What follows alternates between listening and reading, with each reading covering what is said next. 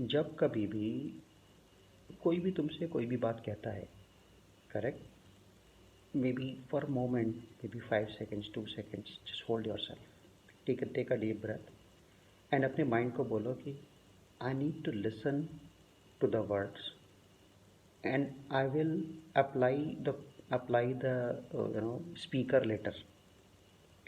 तब क्या होगा, जब तुम वर्ड्स को एज इज सुनोगे, ठीक है, तब तुम सिर्फ उन वर्ड्स पे फोकस करोगे कि how these words are going to be, can I use the information message that is coming through these words for my advantage, right?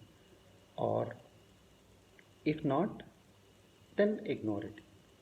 Now if somebody is even making a comment, right, so पहले words को आने दो, correct, and जब वो words आ गए उसके बाद process them later, don't process while the words are happening, ठीक है?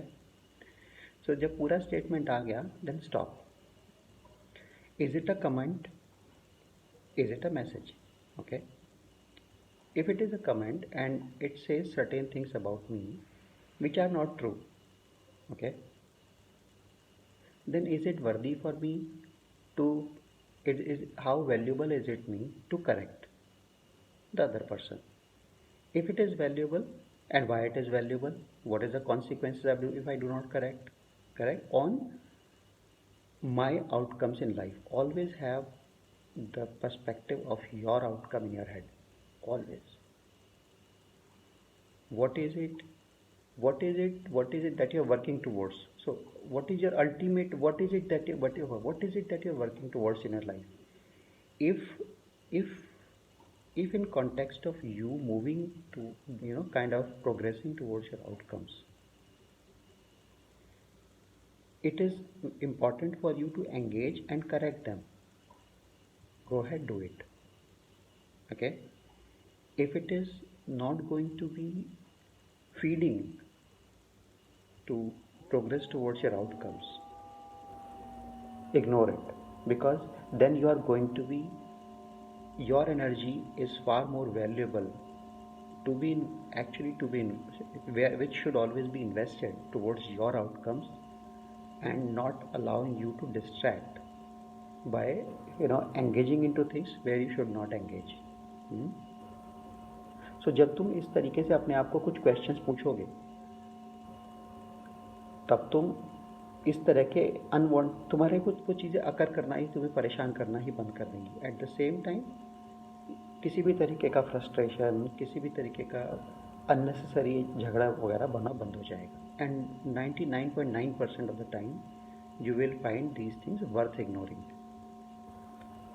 But if somebody starts giving, physical level पर आपको रेस्ट्रिक्शन लगाना शुरू करें, जहाँ पर आप एक्ट नहीं कर पाओगे अपने उसके लिए, जो आपका आउटकम्स है, then you need to come heavily.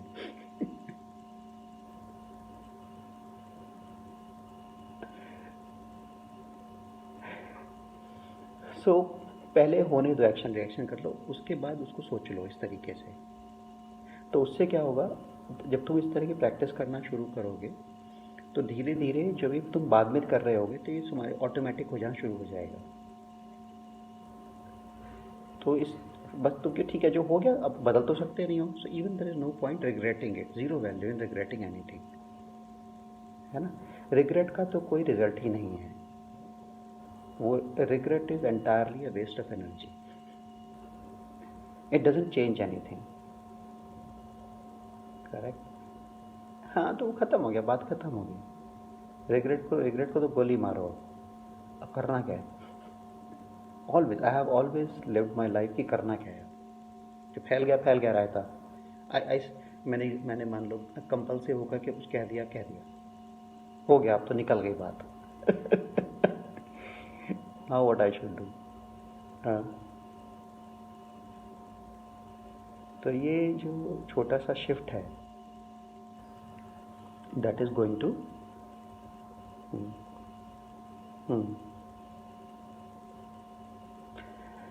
so nature, देखो हाँ, तो फिर जैसे देखो, जैसे एक बात बताओ, जैसे परतें चढ़ी हैं वैसे परतें हटाई भी तो जा सकती हैं। क्योंकि अगर अगर मैंने अब मैंने अपने आप को थक गया, मैंने मान लिया कि भाई कुछ नहीं, तो कुछ नहीं हो सकता। बट अगर मैं रियलाइज़ करता हूँ इट इज़ वैल्यूएबल कि ये परतें हटाना ज़रूरी है, बिकॉज इसके अंदर हीरा छुपा हुआ है, तो फिर तो मैं एफर्ट लगाऊंगा ना परतें छुपा हटाने के लिए। तो yes, even if it takes time it does. But एक और भी चीज़ होती है, इनिशियली किसी भी चीज़ में मोमेंटम स्लो होता है। उसके बाद लेकिन एक बार जब सक्सेस मिलनी शुरू होती है तो तुम्हारी एनर्जी बढ़ जाती है। और उसके बाद तुम, इसको कहते हैं, इसको पुरानी कहावत है, लाभ से लोभ बढ़ता है। कहावत नहीं है। हाँ। तो इसको दोनों नेगेटिव कॉन्टेक्स्ट में भी देख सकते हैं और पॉजिटिव कॉन्टेक्स्ट में भी, है ना। सो व्हेन यू स्टार्ट, इसीलिए हमेशा हमको कोशिश करते हैं टू स्टार्ट विद कि हम तो जिसको भी चाहते हैं कि आप छोटे छोटे विंस को सेलिब्रेट करो, क्योंकि जब आप छोटे छोटे विंस को सेलिब्रेट करोगे तब वो आपको एनर्जाइज करेंगे, आपको कॉन्फिडेंस देंगे that I am on the right track.